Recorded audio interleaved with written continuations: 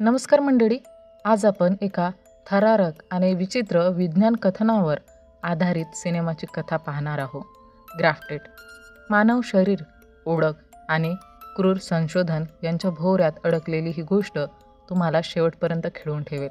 चला तर मग जास्त वेळ न दवडता या रहस्यमय प्रवासाला सुरुवात करूया. चित्रपटाच्या सुरुवातीला आपण वे नावाच्या मुलीला पाहतो, जी एक चित्र काढत असते. तेवढ्यात तिचे डॅड तिला विचारतात, बेटा तू काय काढते आहेस? ती सांगते, हे कॉर्प्स फ्लावर आहे. मी हे तुमच्या बुकमध्ये पाहिलं होतं. इथे सांगितलं जातं की कॉर्प्स फ्लावर ही एक अतिशय दुर्मिळ फुलझाड आहे, जी अनेक वर्षांनी एकदाच फुलते आणि तेही खूपच थोड्या वेळासाठी. हिला कॉर्प्स फ्लावर का म्हणतात? तर ती मृत शरीरासारखी वास सोडते म्हणून. वेचे वडील लिओ हे एक वैज्ञानिक होते आणि त्यांच्या पुस्तकांमध्ये अशा विचित्र गोष्टींचे खूपच संदर्भ भरलेले होते. वे आणि लिओच्या चेहऱ्यावर एक विचित्र बर्थमार्क देखील होता आणि लिओ हेच बर्थमार्क ठीक करण्याचा प्रयत्न करत होता. यासाठी तो ग्राफ्टिंग टेक्निक वापरणार होता. ही टेक्निक प्लास्टिक सर्जरीमध्ये वापरली जाते, जिथे जखम किंवा भाजलेल्या भागावर स्वतःच्या हेल्दी त्वचेचा भाग लावून तो दुरुस्त केला जातो. पण लिओ हे सर्जरीशिवाय करणार होता. काहीसं नवीन टेक्निक त्याने शोधून काढलं होतं, ज्यात त्वचेचे टिश्यूज आपोआप एकमेकांत मिसळून जातात. लिओ या प्रयोगावर काम करत होता आणि तो जवळपास यशस्वीही झाला होता. पण इथेच एक गडबड होते. स्किन टिश्यू आपल्या एरियामध्ये ब्लेंड होण्याऐवजी सगळीकडे पसरू लागतो, ज्यामुळे लिओचं तोंड आणि नाक दोन्हीही बंद होऊन जातं. त्याचा श्वास घुटू लागतो आणि श्वास घेण्यासाठी तो स्वतःचं तोंड फाडतो, पण ते तोंड पुन्हा आपोआप बंद होऊ लागतं. तो जितक्या वेळा तोंड फाडायचा ते तितक्याच वेळा पुन्हा बंद व्हायचं. आपल्या डॅडची अवस्था पाहून वे त्याला वाचवण्याचा प्रयत्न करते. ती त्याच्या चेहऱ्यावर वारंवार मारते, पण काही फरक पडत नाही. लिओचा पूर्ण चेहरा झाकला जातो, डोळ्यांसकट सगळं कव्हर होतं आणि शेवटी त्याची एक भयानक मृत्यू होते.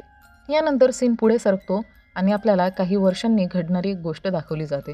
आता वे मोठी झाली होती, पण तिच्या चेहऱ्यावर असलेल्या त्या विचित्र मार्कमुळं तिचं सामाजिक जीवन फारसं खराब होतं. ना तिचं कोणी मित्र होता, ना बॉयफ्रेंड. कोणालाच ती आवडत नव्हती. सगळेजण तिला मॉन्स्टर म्हणायची. ही गोष्ट तिला खूप दुःख द्यायची, पण तरीही तिने हार मानली नव्हती. तिच्याकडे तिच्या वडिलांच्या संशोधनाच्या रूपात एक आशेचा किरण होता. ती त्या प्रयोगावर काम करत होती, जेणेकरून ती स्वतःलाही फिक्स करू शकेल आणि तिच्यासारख्या इतर लोकांनाही मदत करता येईल. वेळचं म्हणणं होतं की ते आपल्या वडिलांचं अपूर्ण काम पूर्ण करून त्यांना गर्व वाटेल असं काही करणार आहे. वेने अभ्यासात खूप मेहनत घेतली होती आणि तिने न्यूझीलंडमधील एका कॉलेजमध्ये स्कॉलरशिपही मिळवली होती. वेची आंटी न्यूझीलंडमध्ये राहायची आणि तीच तिला रिसीव्ह करायला आली होती. न्यूझीलंडला पोहोचल्यावर वे जेव्हा आपल्या आंटीच्या घरी प्रवेश करते, तेव्हा विके नावाचा एक कुत्रा तिला पाहून जोरजोरात भुंकायला लागतो.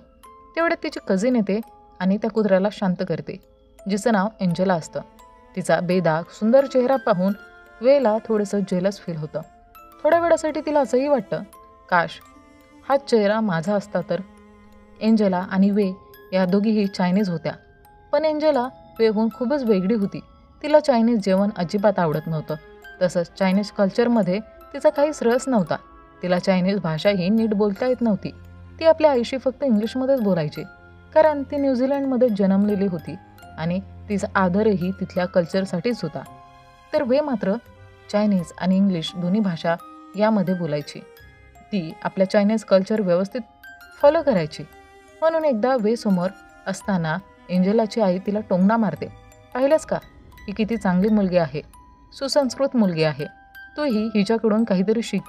पण ही गोष्ट एंजेलाला फारशी आवडत नाही. ती चिडून जाते. नंतर एकदा एंजेला तिच्या डॅडीशी फोनवर बोलत असते आणि वे लपून तिला बघत असते. वे तिला बघत असतानाच विकी कुत्रा भुंकायला लागतो आणि वे तिकडून पळ काढते. पण एंजेला समजते की ती वेच होती. वेच्या काही हालचाली तिला थोड्याशा विचित्र वाटतात. रात्री वे आपल्या डॅडला जेवण अर्पण करत असते आणि म्हणते, आज न्यूझीलंडचे जेवण मिळालं आहे, पण उद्यापासून नक्कीच चायनीज फूड अर्पण करेन. आणि ती प्रार्थना करते, उद्या कॉलेजमध्ये माझा दिवस चांगला जावा. चायनीज लोक आपल्या पूर्वजांना अशाच पद्धतीने आदराने आठवतात. दुसऱ्या दिवशी कॉलेजला जात असताना वेची भेट एका होमलेस माणसाशी होते, ज्याचं नाव जॉन असतं.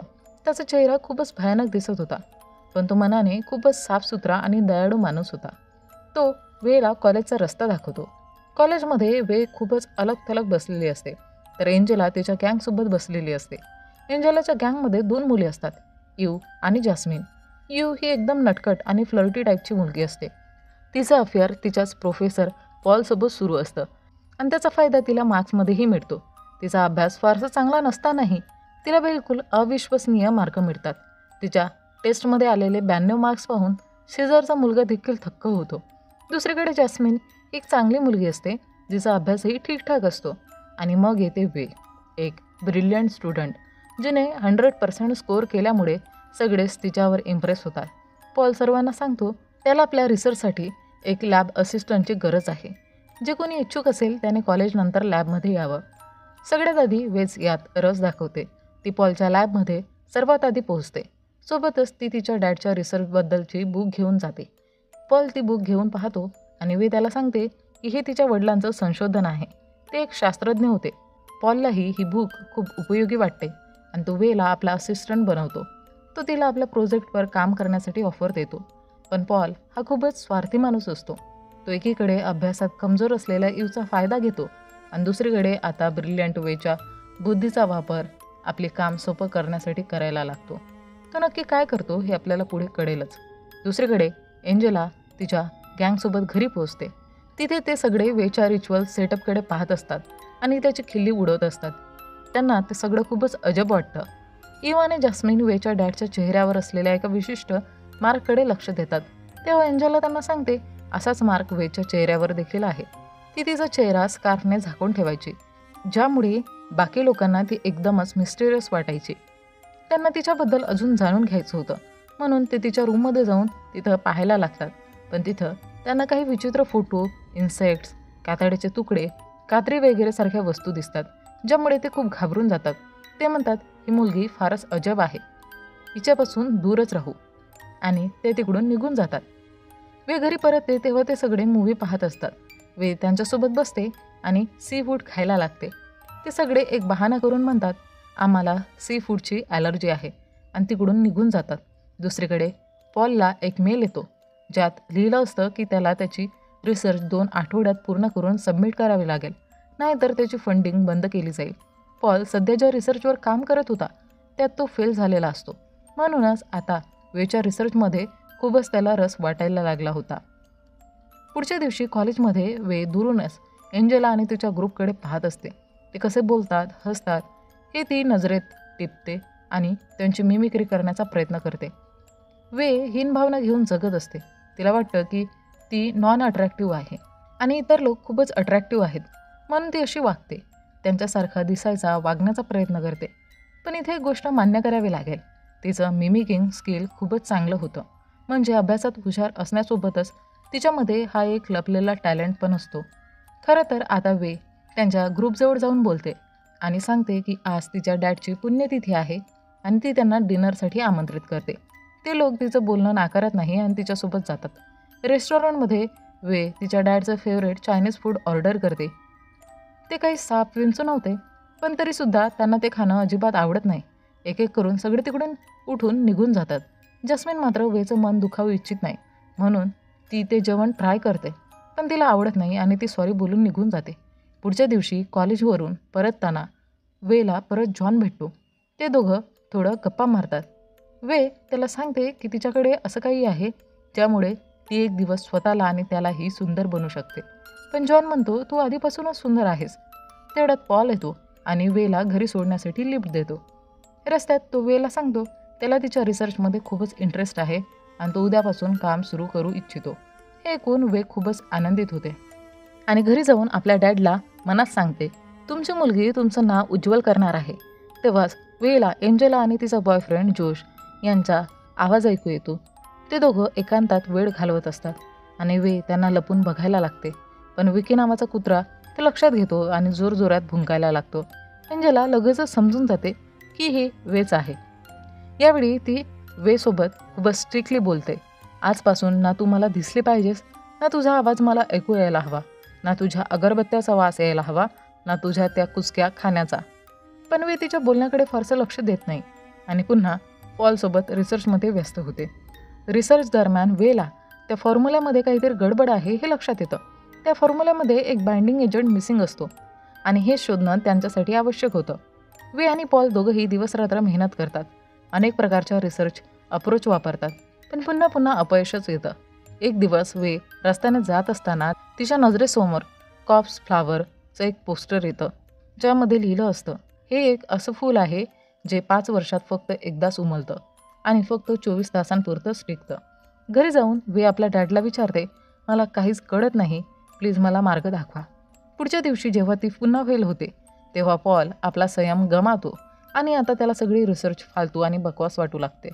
तेवढ्यातच तिथे जास्मिन येते आणि पॉलला विचारते की ती लॅब असिस्टंट बनू शकते का. पॉल लगेचच वेला हटवतो आणि जास्मिनला कामावर ठेवतो. कॉलेज सुटल्यानंतर दोघंही एकत्र बाहेर पडतात. जास्मिन वेशी खूप प्रेमाने वागते आणि सांगते, तुला स्कार्फने तुझा चेहरा लपवण्याची काही गरज नाही, इट्स ओके, सगळं ठीक होईल. असंच बोलता बोलता वेला तोच कॉर्प्स फ्लावरचा पोस्टर पुन्हा दिसतो. तिला वाटतं की हे वारंवार दिसणं काहीतरी इशारा असावा, कदाचित ह्याच फुलात तो बाइंडिंग एजंट असावा. मग त्या रात्री ती चोरी छुपे त्या गार्डनमध्ये जाते, जिथं ते फूल उमललेलं असतं. ती त्या फुलाचं सबस्टन्स गोळा करते आणि लॅबमध्ये जाऊन ती तिच्या सिरममध्ये मिक्स करते. यानंतर ती स्वतःवरच टेस्टिंग सुरू करते. ती स्वतःच्या पायाची थोडी स्किन काढून नवीन स्किन टिश्यू प्लेस करते आणि त्या भागात सिरम इंजेक्ट करते आणि यावेळी ते बाइंडिंग यशस्वी होतं. या दरम्यान मागच्या रूममध्ये पॉल आणि इव दोघं एकत्र असतात आणि वेचं हे सगळं पाहून घेतात. पॉल जेव्हा तिला विचारायला येतो की तू इथे काय करतेस, तेव्हा वे त्याला स्वतःची थाय दाखवते आणि सांगते, हे काम करते, मी बाइंडिंग एजंट शोधलाय. वे त्याला आपला प्रयोग दाखवत होती, पण दुरून हे पाहून इवला वाटतं की ते पॉलला सेड्यूस करत आहे. ती लगेचच वेचा फोटो काढते. नंतर ती दोघांनाही टोमणा मारते, जणू काही ते काहीतरी चुकीचं करत होते. त्यानंतर ती वेला आपल्या कारमध्ये लिफ्ट देते आणि वे खुश होऊन तिच्यासोबत निघते. पण वे आपली बुक लॅबमध्ये विसरते आणि याचाच फायदा पॉल घेण्याचा प्रयत्न करतो. तो वेच्या रिसर्चला चोरून ते आपल्या नावावर करू इच्छितो, जेणेकरून तो पुन्हा पॉप्युलर होऊ शकेल. 17व्या वर्षीही तो एका रिसर्चमुळे फेमस झाला होता, पण आता हे कोणालाच माहिती नव्हतं की ती रिसर्च खरंच त्याची होती की कुठून तरी चोरलेली. वेची डायरी होती, ती चायनीजमध्ये होती, म्हणून पॉल ती डायरी एका चायनीज मित्राला ट्रान्सलेट करून देण्यास सांगतो. इथे दुसरीकडे इव तो फोटो एंजेलाला पाठवते आणि म्हणते, बघ काय काय सुरू आहे. एंजेला लगेचच संतापते आणि वेला धडा शिकवायचं ठरवते. पण त्या क्षणी वे अजून घरी पोहोचली नव्हती, कारण इव तिला थेट घरी न सोडता एका शांत ठिकाणी घेऊन जाते आणि तिला समजावत बोलते, असं प्रोफेसरवर डोळा ठेवून मार्क्स मिळवता येत नाहीत. ही गोष्ट तर अशी झाली होती की उलटा चोर कोतवाल को डाटे. वे वारंवार सांगते की तिने असं काहीच केलं नाही, पण इव तिचं काहीच ऐकत नाही. ती वेला भरपूर अपशब्द सुनावते आणि तिथेच त्या सुनसान जागी तिला सोडून निघून जाते. या गोष्टीने वे फार हर्ट होते, खूप रडते आणि नंतर पायीच घरी परतते. पण घरी आल्यावर वे अजूनच जास्त हर्ट होते. ती पाहते की तिचं पूजेचं ठेवलेलं सगळं सामान सगळीकडे विखुरलेलं आहे. हे सगळं एंजेलाने केलं होतं. वे तिला विचारते, तू हे काय केलंस, तू आपल्या पूर्वजांचा अपमान केलाय. त्यावर एंजेला तिरस्काराने म्हणते, तुझ्या या सगळ्या सामानासकट तू इकडून निघून जा. या गोष्टीवरून दोघींमध्ये जोरदार भांडण होतं. झटापटीत एंजेला वरचढ ठरते आणि ती वेचा गळा दाबू लागते. ती एवढ्या संतापात असते की जणू ती वेला मारूनच टाकणार. वे तिथे जीव वाचवण्यासाठी झुंज देत असते. अचानक तिच्या हाताला एक चॉपस्टिक लागतो आणि घाबरून न विचार करता ती ते एंजेलाच्या डोळ्यात घुसवते. ते सरळ आतपर्यंत घुसतं आणि एंजेला जागीच प्राण सोडते. त्या क्षणी वेला शॉक बसतो. मी काय केलं, मी खून केलाय. तेवढ्याच तिच्या आंटीचा फोन येतो. ती घरी येत असते. वे घाईघाईने एंजेलाचा प्रेत लपवते, पण तिला आता टेन्शन येतं की आंटी एंजेलाबद्दल विचारेल तर काय सांगावं. तेव्हाच तिच्या डोक्यात एक इव्हिल आयडिया येते. ती एंजेलाचा चेहरा कापून उतरवते आणि आपली ग्राफ्टिंग टेक्निक वापरून तो चेहरा स्वतःच्या चेहऱ्यावर लावते आणि अशा प्रकारे वे एंजेला बनते. नवीन चेहरा मिळाल्यामुळं ती खूप खुश होते. तिच्या मते ती आता सुंदर झाली होती. ती आपल्या डॅडला सुद्धा अभिमानानं सांगते, डॅड, मी हे करून दाखवलंय. एवढ्यात तिची आंटी घरी येते. पण वे आता अभिनयात पारंगत होती. ती एंजेलाच्या आवाजात तिच्या आंटीशी बोलते. त्या मोमेंटला तरी ती पकडली जात नाही, पण पूर्णपणे एंजेला होण्यासाठी ती तिचे जुने व्हिडिओज पाहते आणि संपूर्ण रात्र प्रॅक्टिस करते. पुढच्या दिवशी ती एंजेलाच्या रूपात कॉलेजला जाते. तिला जाणवतं आता लोक तिला पूर्वीसारखं इग्नोर करत नाहीत, तर तिला महत्त्व देत आहेत. हे तिला खूप छान वाटतं. आता तिच्याकडे एक बॉयफ्रेंडसुद्धा होता, पण एंजेला होणं इतकं सोपं नव्हतं. एंजेला स्पोर्ट्समध्ये खूप चांगली होती आणि आज कॉलेजमध्ये एक गेम खेळला जाणार होता ज्याबद्दल वेला काहीच माहिती नव्हती. त्या गेमचा ABCD देखील तिला माहिती नव्हतं. ही परिस्थिती टाळण्यासाठी वे काय करते तर ती मुद्दामच आपल्या बोटाला अलमारीत दाबून घेते, जणू काही ती खरंच जखमी झाली आहे. आणि मग ती स्पोर्ट ग्राउंडऐवजी थेट मेडिकल रूममध्ये जाते. यामुळे ती पकडली जात नाही. कॉलेजनंतर जॉश तिला फिरायला घेऊन जातो, जिथे तो तिच्या सुंदरतेचं कौतुक करतो आणि तिला किस करू लागतो. त्यांचं रोमांस सुरूच झालं होतं की अचानक वेचा चेहरा उतरतो आणि मांससारखा जोशच्या तोंडावर जाऊन पडतो. जॉश पाहतो, अरे बापरे, ही तर कोणतरी राक्षसी आहे. वे सांगत राहते, थांब, मी तुला काहीच करणार नाही. पण जॉश एवढा घाबरतो की पडता पडता तो थेट खाईत पडतो आणि त्याचा मृत्यू होतो. आता वेला समजतं की तिचा बाइंडिंग एजंट फार काळ टिकत नाही. थोड्या वेळानंतर त्याचा प्रभाव कमी होतो आणि त्वचा सुटायला लागते. हे फिक्स करण्यासाठी ती पुन्हा आपली बुक शोधू लागते. तिला आठवतं की बुक तर ती लॅबमध्येच विसरून आली होती. ती पॉलला मेसेज करते की बुक कुठे आहे विचारण्यासाठी, पण पॉल काहीच उत्तर देत नाही. तो बुकचं ट्रान्सलेशन करून घेतो आणि वेच्या वडिलांविषयी रिसर्च करत असतो. इथे एक मोठं सिक्रेट रिव्हील होतं की वेचा डॅड लू हा एक सायको माणूस होता. लोक त्याला मॅड सायंटिस्ट म्हणून ओळखायचे. एका दिवशी त्याने एका मुलीवर चाकूने हल्ला केला होता. कदाचित त्या एक्सपेरिमेंटसाठी त्याला त्या मुलीच्या त्वचेची गरज असावी. या घटनेनंतर त्याला नोकरीवरून काढून टाकण्यात आलं आणि मग जे झालं ते आपण स्टोरीच्या सुरुवातीलाच पाहिलं होतं. त्या रिसर्च बुककडे पाहून पॉलला समजतं की बाइंडिंग एजंट म्हणजेच ते विशेष केमिकल कदाचित कॉप्स फ्लावरमध्ये असू शकतं. दुसरीकडे वे पुन्हा एकदा आपलं सिरम वापरते आणि एंजेलाचा चेहरा आपल्या चेहऱ्यावर लावते. आता पॉल त्या ठिकाणी जातो जिथे कॉप्स फ्लावर इव्हेंट झाला होता, पण आता ते फ्लावर सुकून वाढून गेलं होतं. तरीही त्याला त्यातून काही सबस्टन्स मिळतो. दुसरीकडे वे तिचं बुक शोधण्यासाठी पुन्हा लॅबमध्ये जाते, पण तिथे तिला बुक सापडत नाही. ती समजते की ते बुक आता पॉलकडेच आहे. ती त्याला कॉल करून बुक मागते, पण पॉल सरळ नकार देतो आणि म्हणतो, रिसर्च तर मीच करत होतो, त्यामुळे आता ही बुक माझीच आहे. हा रिसर्च माझाच आहे. तेव्हा वेला समजतं की पॉलने तिच्यासोबत विश्वासघात केला आहे. ती खूपच फ्रस्ट्रेट होते आणि तिकडून निघून जाते. पॉल जेव्हा परत लॅबमध्ये येतो तेव्हा सगळं सामान विखुरलेलं बघतो आणि त्याला समजतं की ही वेचंच काम आहे. इथे वे लक्षात घेते की तिचा नवीन चेहरा म्हणजे एंजेलाची त्वचा देखील बिघडू लागली आहे. शक्यतो एंजेलाची स्किन तिला सूट झाली नव्हती, पण वेला याचा विचार करायला आता वेळ कुठे होता. तिला तर आता नवीन चेहरा हवा होता आणि आता ती पुढचं टार्गेट शोधत होती. तिचं पुढचं टार्गेट होती इव. एक रात्री ती इवला घरी इन्व्हाइट करते आणि योग्य संधी साधून तिच्यावर अटॅक करते, पण इव त्या हल्ल्यातून बचाव करते आणि तिकडून पडून जाऊ लागते. पण गेट तर बंदच होतं. तिला काहीच कळत नव्हतं. बचावासाठी इव एका पूलमध्ये लपते. वे एक ड्रिल मशीन घेऊन तिला शोधत होती, पण इव किती वेळ पाण्यात असं श्वास रोखून ठेवणार होती. लवकरच पाण्यातून बुडबुडे दिसायला लागतात. वेला कळतं की इव पाण्यातच लपलेली आहे. ती इवचे केस पकडते आणि ड्रिल मशीन थेट तिच्या डोक्यात घुसवते, ज्यामुळे इवचा अतिशय वेदनादायक मृत्यू होतो आणि वे पागल्यासारखी हसायला लागते. ती अक्षरशः एक राक्षस बनून जाते. यानंतर ती इवचा चेहरा स्वतःच्या चेहऱ्याशी बदलते. डोळ्यात लेन्स घालते, विग घालते आणि मग इवचे जुने व्हिडिओ पाहून तिच्यासारखी वागायला शिकते आणि अशा प्रकारे ती पूर्णपणे इव बनते.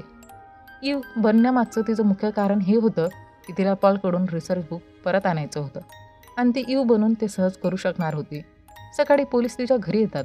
ते जॉशच्या मृत्यूची चौकशी करत होते आणि त्यांना एंजेलावर संशय होता. ते तिच्याबद्दल विचारतात. त्यावर वे सांगते की एंजेला आता इथे नाही. नंतर जेव्हा ती कॉलेजला जाते तेव्हाही तिची चौकशी सुरूच असते, कारण प्रकरण आता फारच गंभीर झालं होतं. कॉलेजमधल्या एका मुलाचा मृत्यू झाला होता आणि 2 स्टुडंट गायब होते, म्हणजेच वे आणि एंजेला. यानंतर आपण पाहतो की वेकडे 3 मोबाईल फोन होते, एक तिचा स्वतःचा आणि बाकी इव व एंजेलाचे. त्या फोनमध्ये अनेक मिस कॉल्स आणि मेसेजेस होते. एकीकडे जस्मिन्स इवला म्हणत होती की पोलीस माझीही चौकशी करत आहे, मी खूपच घाबरले. तर दुसरीकडे एंजेलाची आई तिच्यासाठी चिंतित होती. ती विचारत होती, बेटा तू कुठे आहेस. या सगळ्यामध्ये पॉलने वेला मेसेज केला होता, आजपासून जर तू माझ्या लॅबमध्ये पाऊल टाकलं तर ते तुझ्यासाठी चांगलं होणार नाही. हे वाचून वे ठरवते बाकीचं नंतर, आधी पॉलचीच वाट लावते. ती एंजेलाच्या फोनमधील एक फोटो शोधते ज्यामध्ये पॉल वेच्या जांघेकडे पाहत होता आणि तो फोटो व्हायरल करते. सोबतच ती युनिव्हर्सिटीला मेल करते. पॉल आपल्या लॅबमध्ये मुलींसोबत अश्लील वर्तन करतो. बस मग काय, युनिव्हर्सिटीने लगेचच पॉलला सस्पेंड केलं. यानंतर वे यूच्या रूपात पॉलच्या घरी जाते. उद्देश म्हणजे त्याला सेड्यूस करून बुकचं लोकेशन कळून घेणं. पण पॉल अजिबातच त्या मूडमध्ये नव्हता. त्याचं पूर्ण लक्ष ग्राफ्टिंग सिरम तयार करण्यात होतं. तो वेकडे ढुंकूनही पाहत नाही आणि तिला थेट घराबाहेरचा रस्ता दाखवतो. वेचं फ्रस्ट्रेशन आता टोकावर गेलं होतं. तिला ती रिसर्च बुक हवीच होती. दरम्यान पॉल कामात बिझी होता आणि शेवटी तो सिरम तयार करतो. खूप खुश होऊन तो थेट यूच्या रूपातील वेला कॉल करतो आणि सांगतो, मी सिरम बनवलाय, चल सेलिब्रेशन करूया. नंतर वे जेव्हा पॉलच्या घरी जाते तेव्हा पॉल आपल्या एका मित्राशी बोलत असतो. मी आता धुमाकूळ घालणार आहे आणि याचा फायदा उचलून वे आपली बुक शोधू लागते. परंतु ती बुक तिला मिळत नाही. पण पॉलने तयार केलेलं सिरम मिळतं. त्यामुळे ती सिरमची चोरी करून घेते आणि मग खराब तब्येतीचा बहाणा करून तिकडून निघून जाते. पण तिने जो सिरम चोरला होता तोही आता खराब होऊ लागला होता आणि त्यामुळे वेला तिचा चेहरा उतरवावा लागतो. जेव्हा ती हे करत होती त्याचवेळी जस्मिन तिथे येते. ती वेला विचारते, तू यूचे कपडे का घातले आहेस? वे लगेच रडू लागते आणि म्हणते, सगळेजण आपल्याला सोडून निघून गेलेत. त्यानंतर जस्मिन तिला समजावून सांगते. वे तिला आज रात्रीसाठी इन्व्हाइट करते. बातचीत करत असताना जस्मिन फ्रीज उघडते आणि बघते की त्यात यूचं कापलेलं डोकं आहे आणि इतर बॉडी पार्ट्स ठेवलेले आहेत. जस्मिन घाबरून ओरडणार असते, पण त्याआधीच वे तिचं तोंड बंद करून तिच्या गळा दाबून तिला मारून टाकते. हे करत असताना वेला खूप गिल्टी फील होतं, कारण कॉलेजमध्ये एक जस्मिनच तर होती जिला वे आपली मैत्रीण मानत होती. आणि दुसरीकडे पॉलला कळतं की त्याचं सिरम चोरी झालेलं आहे आणि त्याला हे समजतं की हे काम वेनेच केलं आहे. पॉल तिच्या घरात येऊन तिच्याकडून सिरम परत मागतो. वे म्हणते की ते फ्रीजमध्ये आहे, पण आपल्याला माहिती आहे की फ्रीजमध्ये काय ठेवलं आहे. पॉल फ्रीज उघडून पाहतो आणि तो हे सगळं बघतो, पण वे त्याला किंजळण्याची एकही संधी देत नाही. ती लगेचच इंजेक्शन देऊन पॉलला बेहोश करते आणि त्याचे हातपाय बांधून त्याला टॉर्चर करायला लागते. तिने पॉलच्या मानेपासून छातीपर्यंतचा भाग कापून त्याची स्किन उतरवली आणि मग ग्राफ्टिंग करून तो भाग स्वतःवरच चिटकवला. पण जी सिरम तिने वापरली होती त्यात बाइंडिंग एजंट नव्हता, म्हणून पॉलचाही तेच हाल होतो जे वेच्या डॅडचा लूचा झाला होता. पण वेने पॉलच्या तोंडात स्ट्रॉ टाकला, ज्यामुळे तो श्वास घेऊ शकत होता. तरीही ती त्याच्यावर टॉर्चर करतच होती. तेवढ्यात तिच्या शेजारची आंटी तिथे आली. विकी कुत्रा खूपच भुंकत होता आणि ती आंटी त्या विकीच्या तक्रारीसाठी आली होती. पण आतलं सगळं दृश्य पाहून तिला समजतं की आता तक्रार विकीची नाही तर दुसऱ्या कुणाची करायची आहे. ती लगेचच तिकडून पळून जाऊन पोलिसांना कॉल करते. यामुळे वेचं खरं रूप उघडं पडतं आणि पोलीस तिच्या मागे लागतात. त्यांच्यापासून बचाव करण्यासाठी वे इकडे तिकडे पडत असते. तेवढ्यात वाटेत जॉन तिला भेटतो. वे त्याला विनंती करते, मला लपव ना. जॉन तिचा जुना मित्र असल्याने तो तिची मदत करतो आणि तो तिला आपल्या शॉलमध्ये लपवतो. तेवढ्यात पोलीस वेला शोधत तिथेच येतात आणि जॉनला विचारतात, तुला कोणती अजीब मुलगी दिसली आहे का? जॉन त्यांना दुसऱ्या दिशेला वळवतो. पण या सगळ्या गोंधळात वेच्या हातातली सिरमची बाटली घाईगडबडीत खाली पडून फुटते आणि त्यामधून ओसंडलेले ते लिक्विड दोघांना एकमेकांच्या स्किनशी चिकटवून टाकते. काही वेळानंतर पोलिसांना एंजेलाच्या घरातून तिन्ही मुलींच्या डेड बॉडीज मिळतात. पोलिसांना हे काम वेचच वाटत होतं आणि ते अजूनही तिच्या शोधात होते. पॉल बाबतीत बोलायचं झालं तर तो हॉस्पिटलमध्ये ॲडमिट होता. मग शेवटी आपण एंजेलाची मॉम पाहतो, जी खूपच व्यथित असते. ती वेळेला रस्त्यावर शोधत फिरत असते आणि त्याचवेळी तिला एक होमलेस माणूस दिसतो, ज्याचा चेहरा इतका विकृत आणि डिस्टॉर्टेड होता की त्याला पाहताच ती घाबरून तिकडून पळून जाते. तो माणूस वे आणि जॉन होते, ज्यांचे चेहरे सिरममुळे एकत्र जोडून गेले होते. आता तुम्ही विचार करत असाल की सिरमचा असर काही वेळासाठीच असतो, तर हे अजूनही वेगळे का झाले नाही? तर कारण हे होतं, हा जो सिरम होता तो पॉलने बनवलेला होता आणि कदाचित त्याने त्यातली गडबड फिक्स केली होती. आता वेला आयुष्यभर अशाच अवस्थेत राहावं लागणार होतं आणि हीच तिच्या कर्माची शिक्षा होती आणि हेच तिचं नशीब होतं. आणि यासोबतच हा चित्रपट इथेच संपतो. तर मंडळी, हे होतं ग्राफ्टेड मूवीचं एक्सप्लेनेशन, जिथे एक बुद्धिमान पण विकृत मन संशोधनाच्या हव्यासात राक्षस बनून जातं. तुम्हाला हा चित्रपट आणि माझं एक्सप्लेनेशन कसं वाटलं ते तुम्ही खाली कमेंटमध्ये नक्की शेअर करा. व्हिडिओ आवडल्यास लाईक, शेअर आणि सबस्क्राईब करायला विसरू नका. चला तर मंडळी, भेटूया लवकरच एका नवीन व्हिडिओमध्ये. तोपर्यंत टाटा बाय बाय.